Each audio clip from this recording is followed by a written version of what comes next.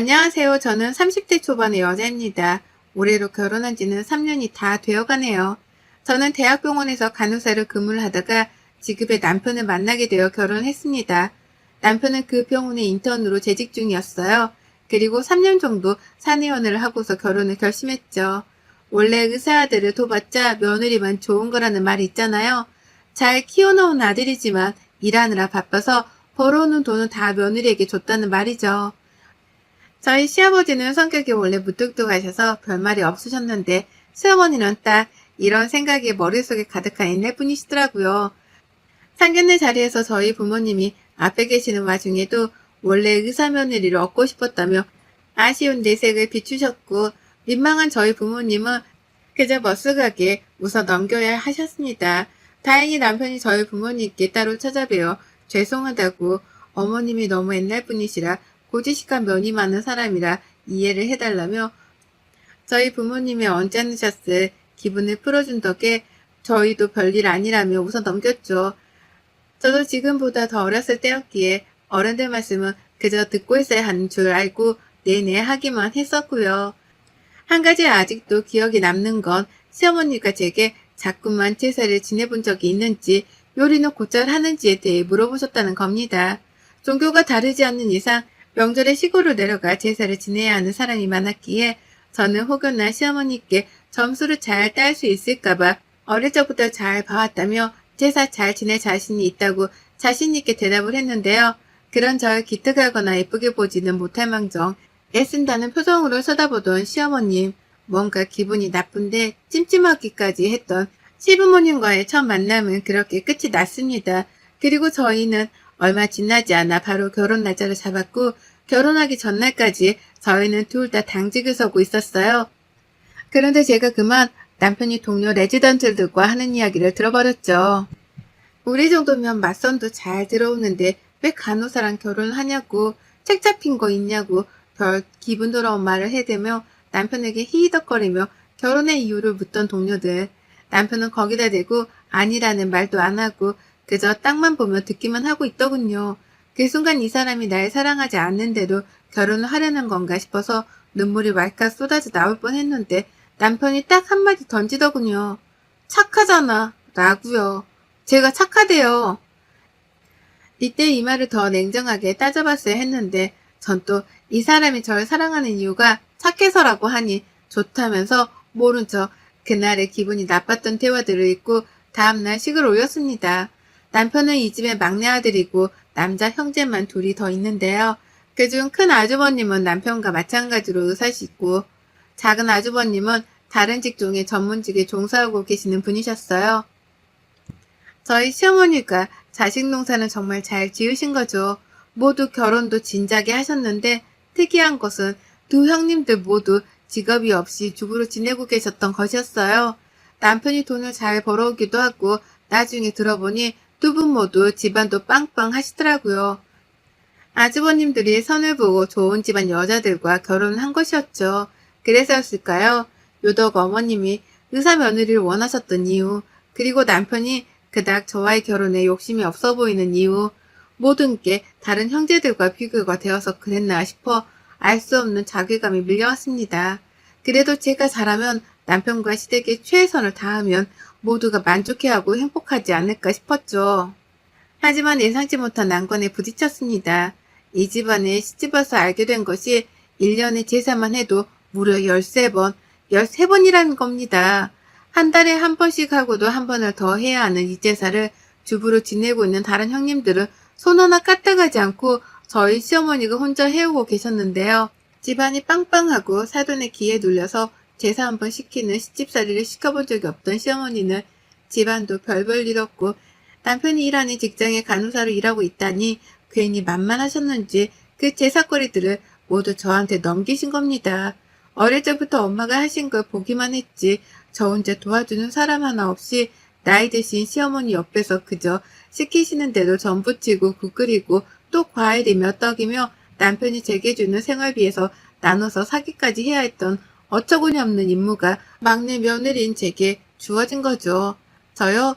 간호사로 3교대 돌아가며 일하는 것만으로도 보람은 있지만 너무 힘들고 몸이 지쳤었는데 꼭 야간 근무를 선 다음 날이나 이제 막 근무를 마치고 돌아오자마자 제삿날이 다가오는 바람에 몸 한 번 제대로 쉬게 내버려 두지 못하고 곧장 제사 음식 사다가 몇 시간 동안 쭈그려 앉아 집안일을 해야 했습니다.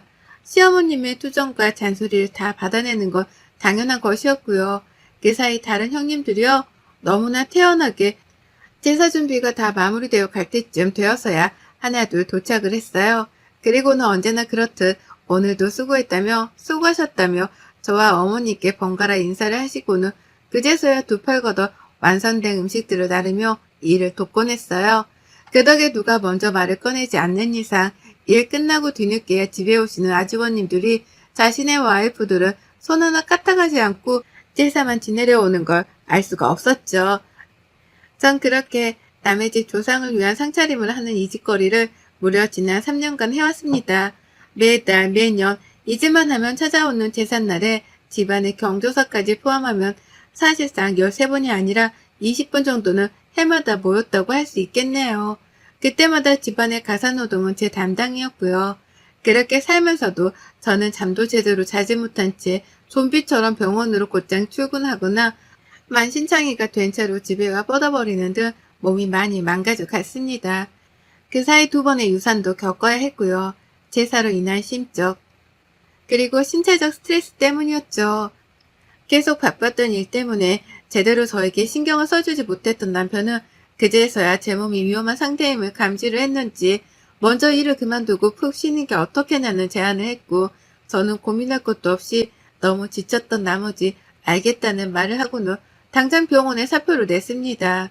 그러지 않고선 제가 정말 죽을 맛이었거든요.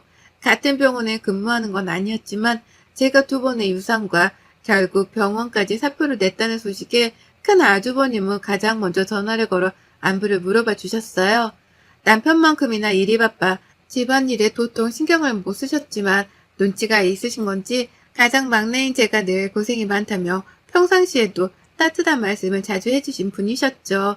본격적으로 일을 그만두고 나니 야간에 일을 하지 않아도 되는 덕에 규칙적인 잠을 자며 휴식을 취할 수 있었습니다.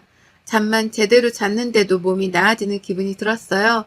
당분간만이라도 그동안 힘들고 바쁘게 지내온 제 삶에 위로라도 해보자며 전화기도 꺼놓은 채 정말 집에서 잠만 자고 먹고 싶은 거 시켜 먹고 보고 싶었던 드라마를 몰아서 보며 온전히 저에게 집중할 시간을 보내고 있었습니다. 그런데 또다시 시어머니께서 회방을 놓으셨습니다. 시어머니 생신이 다가오고 있었는데요. 기존의 가족들이 대화를 나눴던 말 그대로라면 제가 몸이 약해져 병원을 그만두기도 했고, 평소 가족들 제사로 집에서는 일을 많이 해왔으니 이번에는 밖에서 조촐하게 외식을 하며 생신 파티를 하자고 남편과 큰 아주버님이 번갈아가며 시부모님께 미리 연락을 해주셨어요. 그래서 저도 당장에 생신상을 차려야 한다는 부담감 없이 쉬고 있었죠. 분명 안 그랬다간 저 혼자 또 그 많은 사람들을 위한 상차림을 만들어야 했었을 테니까요. 그런데 당장 생신을 하루 앞두고 저녁에 잠자리를 들려 하는데 어머니께서 전화가 오셨습니다. 몸이 너무 안 좋아 밖에 나갈 기운이 없다며 집안에서 생일을 보내고 싶으니 내일 저녁에 집에 모이라고 전화를 돌리고 계셨더라고요. 그리고 저한테는 그보다 일찍 와서 함께 저녁상을 차리라고 하시더군요. 이미 트라우마가 된 것일까요? 집으로 오라는 어머님 말씀이 어찌나 듣기 싫고 속이 답답해지던지. 그런데 제가 이제는 병원도 그만뒀다는 것을 알고 계셨던 어머니께 뭐라 핑계를 댈 거리를 못 찾았습니다.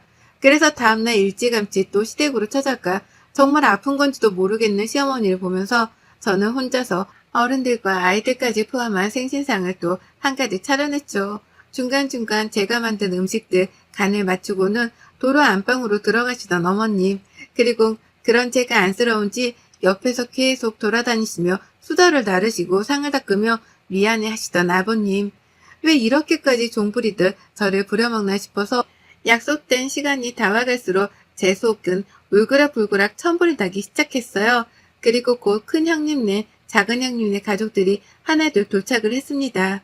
먼저와 상차림이 완성된 모습에 형님들은 놀라시더군요. 어제 어머님 전화로 형님들께는 먼저 와서 상 차리는 거 도와달라는 말을 한마디도 꺼내질 않으셨더라고요. 제사 때처럼 별말 없으시길래 생신상은 어떻게 차리나 싶어서 혹시 몰라 식당에서 포장해 왔다며 초밥 세트를 내밀던 작은 형님. 그 순간 저도 모르게 눈물이 왈칵 쏟아졌어요. 어떻게 며느리들이 다 같은 주부인데 지금까지 3교대하며 힘들게 일하다 이제 막 퇴직하고 휴식을 하고 있던 막내인 저한테 상을 차리라고 하고 다른 형님들께는 먼저 오라는 말씀 한 번 안 꺼내신 건지 너무한 거 아니냐며 아주버님들 다 계신 앞에서 저도 모르게 작은 형님께 건네받은 초밥 세트를 바닥에 던져버렸습니다. 그리고는 제가 너무 힘들어서 아이를 2번이나 유산한 거 알고 계시냐며 흘러내리는 눈물을 주체하지 못하고 꺼이꺼이 울었네요. 아이 유산에 대해선 전혀 모르고 계시던 시부모님은 적잖게 충격을 받은 표정이셨습니다.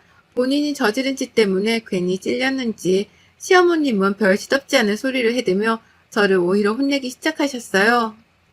이젠 하다 일도 그만두고 집에서 편하게 쉬더니 팔자가 빈 거라며 원래 사람이 유산도 하고 임신도 하는 거라며 옛날에는 더 그랬다는 겁니다. 이제 보니 저희 시어머님은 그저 제가 못마땅하셨는데 일까지 그만두고 주부로 산다고 하니 샘통이 나서는 생일도 일부러 집에서 한다고 우기셨고 그 생일상을 온전히 저 혼자 또 차려내도록 만드신 것이었어요. 그동안 첫째, 둘째 며느리한테 못해보는 시어머니 노릇을 가장 만만하고 우스워 보이는 저한테만 하고 계셨던 겁니다. 원망스러워 시어머니를 노려보려는 그때 찰싹하는 소리와 함께 시어머니가 거실바닥으로 미끄러져 넘어지셨어요. 듣다 화가 난 시아버지가 저를 대신해서 아들 며느리들 앞에서 시어머니의 뺨따구를 확 때려버리신 겁니다. 그만 좀 닥치라는 말과 함께 말입니다. 저를 포함한 모두가 놀래서 순간 집안의 정적이 감돌았어요. 그리고 때마침 밖에서 듣다 화가 나 한 소리 하려고 집으로 씩씩거리며 들어온 남편도 바닥에 쓰러져 있는 어머님을 보고는 눈을 굴리며 한숨을 푹 쉬었어요. 온 가족이 주저앉아 잘못한 줄은 여전히 모른 채 쪽팔려만 하고 있는 어머님을 바라보기만 한 채 아무도 부축해주지 않고 있었어요. 아기까지 잃어가며 시집살이 당해온 제게 미안했던 겁니다. 남편이 결국 가장 먼저 나서더군요. 엄마가 형수님도 어려워하니까 착한 우리 와이프한테서 시어머니 대접 받아보려고 싶어하는 것 같았다고. 그래서 치사한 줄 알지만 곧 끝나겠거니 하고 참았다고. 그런데 이건 너무하다며 저를 대신해 어머니께 화를 내더라고요. 이딴 의식이 다 무슨 소용이냐며 제가 차려놓은 생신상을 발로 차는 바람에 음식 담긴 그릇들이 상에 떨어져 바닥이 흥건해졌어요. 그러자 시아버님께서 다들 그만하라며 한 차례 더 소리를 지르셨습니다. 그리고는 이제 제사고 뭐고 다 필요 없으니 올 필요 없다며 저희를 다 내보내려 하셨어요. 그리고 마지막에 덧붙이신 한마디, 막내 애기가 다 준비해놓고 나서야 나몰라라 하다가 들어와 손만 거들던 며느리들도 이젠 필요 없다며 니들 둘은 다시는 우리 집에 얼씬도 하지 말라며 제가 결혼 후 처음으로 큰형님과 작은형님이 시부모님께 혼나는 것을 보게 되었습니다. 아버님의 한말을 뒤늦게 무슨 소리냐며 상황 파악을 하기 시작한 아주버님들. 그제서야 자신의 아내들이 제사상 한번 차려보지도 않고 마지막에 도착해 일을 거둔 척만 했다는 것을 알게 된 것입니다. 뒤늦게야 발 동동 구르며 바빠서 일이 생겨서 늦게 오게 된 것뿐이라며 변명을 늘어놓기 시작한 형님들. 저와 시어머니의 갈등으로 일어난 싸움에 졸지에 형님네 부부들 부부싸움이 일어나고야 말았습니다. 그래놓고 그동안 시댁에 제사가 많다며 늘 생색을 낸 거냐고 화내고 언성을 높이다가 결국 남편 따라 제가 차려놓은 생신상을 발로 걷어차기 시작한 큰 아주버님. 그 사이 남편은 저를 이 난장판 집구석에서 데리고 나와줬어요. 남편 손에 이끌려 시댁을 벗어나는 길이 어찌나 즐겁던지요. 저는 손 하나 까딱하질 않았는데 식구들이 서로 하나씩 터뜨리며 결국 덕분에 저는 이제 다시는 시댁에 갈 명분도 일도 없어졌습니다. 차를 타고 나서려는데 아주버님들이 달려 나오셨어요. 미안하다고 그동안 일이 바쁘다는 이유로 집안 사정을 몰랐다며 집안의 장손이 큰 아주버님은 유난히 얼굴을 들 면목이 없다며 제게 형님 목까지 미안하다는 말씀을 반복하셨습니다. 다음 날이 되어서도 큰 아주버님과 작은 아주버님은 형님들을 데리고 저희 집으로 찾아오셔서 또 함께 사과를 하셨습니다. 그간 혼자 고생이 많았다고 미안하다는 말과 함께 말입니다. 시어머니가 별로 시키는 것도 없고 간섭도 하질 않으니 그저 막내인 저도 그렇게 지내는 줄 알았다며 형님들도 자기 남편들 앞에서 잔뜩 겁을 먹고는 사과를 하시더군요. 어머님이요. 한참을 마지막 자존심을 세우려는 건지 전화 한 통 없으시다가 나중에 큰 형님의 말씀을 들어보니 지금 아버님과 각방을 쓰는 중이라 하더군요. 그리고 그달의 제삿날이 다가왔는데 시아버님이 시어머님께 혼자서 제사를 준비하라고 하시는 바람에 시어머님이 하다하다 큰 형님께 도와주러 올 수 있냐고 전화까지 했다더군요. 형님은 당연히 시아버지 핑계를 대며 오지 말라고 하셔서 당분간은 안 가겠다고 하며 전화를 끊어냈고요. 작은 형님도 마찬가지셨어요. 그래서일까요? 아까부터 자꾸 시어머니께 전화가 오고 있어요. 분명 받아봤자 제사를 지내야 하니 도와달라는 얘기를 하실 게 뻔해서 저는 계속해서 연락을 싣고 있습니다. 남편과도 이미 얘기가 오가 이제 다시는 아이를 가지고 잘 키워내며 우리 가정이 제대로 서기 전까지 절대로 시댁에 찾아가지 않기로 했습니다. 하지만 전 그 후에도 절대로 시댁에서 제사를 지내고픈 생각이 없네요. 비록 시어머니 생신상 차리느라 마지막까지 고된 노동을 하긴 했지만 아들들 발에 이리 치이고 저리 치이느라 난장판이 된 자기 생일상을 보며 시어머니는 얼마나 쪽팔리고 또 원통스러웠을지 노년에 자식 며느리 상 한 번 제대로 받지 못하고 늙어가게 생긴 시어머니께 사인을 통해 이 자리를 빌어 감사의 말씀을 전합니다. 3년의 개고생을 겪었지만 덕분에 남은 몇십 년의 결혼생활이 너무도 편해지게 되었습니다. 만수무강하시고 장례식 때나 봬요. 여러분의 생각은 댓글로 남겨주세요. 오늘도 시청해 주셔서 정말 감사합니다.